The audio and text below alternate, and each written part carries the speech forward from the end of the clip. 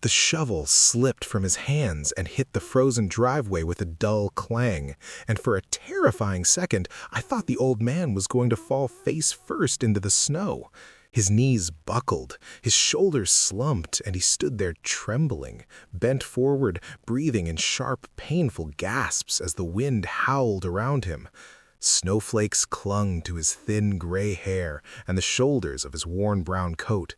He was crying. Not loudly, just quietly. The kind of crying that comes when pride finally loses a battle it's been fighting for years. "I'm all right," he said quickly when he noticed me rushing toward him, even though it was obvious he wasn't. "Just need a minute." He was 93 years old, and he was trying to shovel his driveway alone.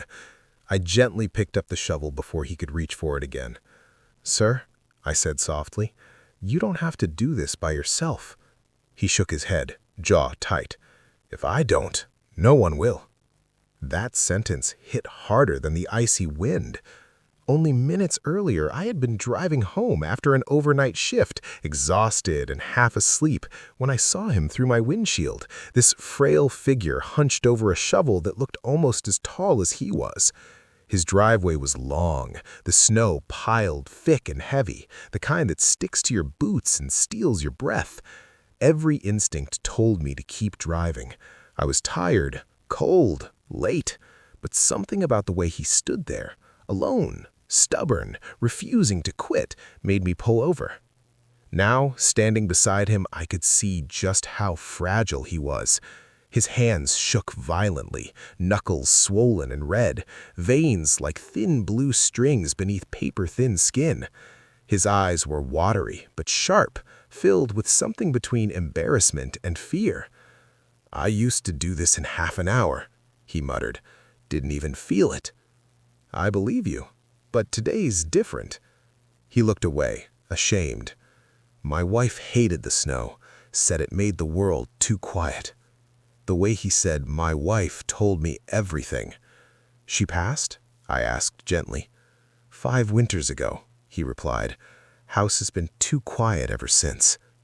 I helped him walk to the porch, where he sank slowly into a wooden chair, breathing hard. His house was old but tidy, lights glowing warmly through lace curtains. Someone had loved this place once, maybe still did. "I don't want to be a burden," he said suddenly. "That's why I didn't call anyone." "Who would you have called?" I asked. He hesitated.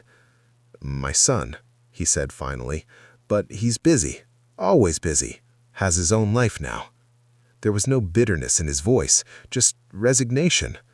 I wrapped a blanket around his shoulders and handed him a mug of hot tea I found inside his kitchen, my fingers numb from the cold. He thanked me 3 times before I even stepped back outside. Then I went to work. Snow flew as I shoveled, my muscles burning, breath coming out in thick clouds. Neighbors began peeking through windows. One came out with a second shovel. Another brought salt. A teenage boy showed up in boots and a hoodie, wordlessly clearing the sidewalk. No one spoke much. We just worked. From the porch, the old man watched with trembling hands folded in his lap, tears sliding freely down his face now. "You know," he said quietly when I returned, "I didn't think anyone noticed me anymore." "We noticed," I replied.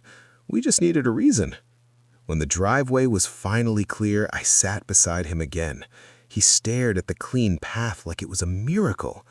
"You know," he said quietly, "I fought in a war, built this house with my own hands, raised a family here. And today I thought this was how it would end.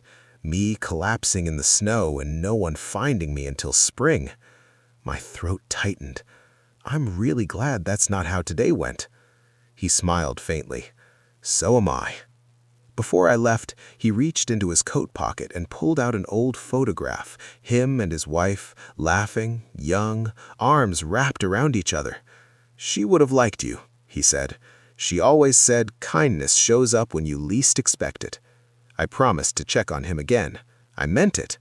2 days later, I did, and his son's car was in the driveway. The old man stood in the doorway, looking stronger somehow, eyes brighter.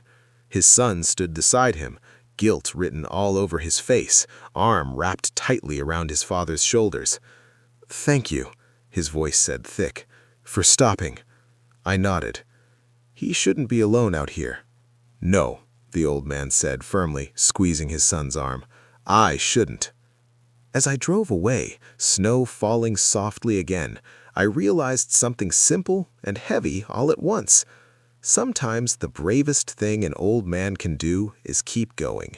And sometimes the kindest thing the rest of us can do is stop.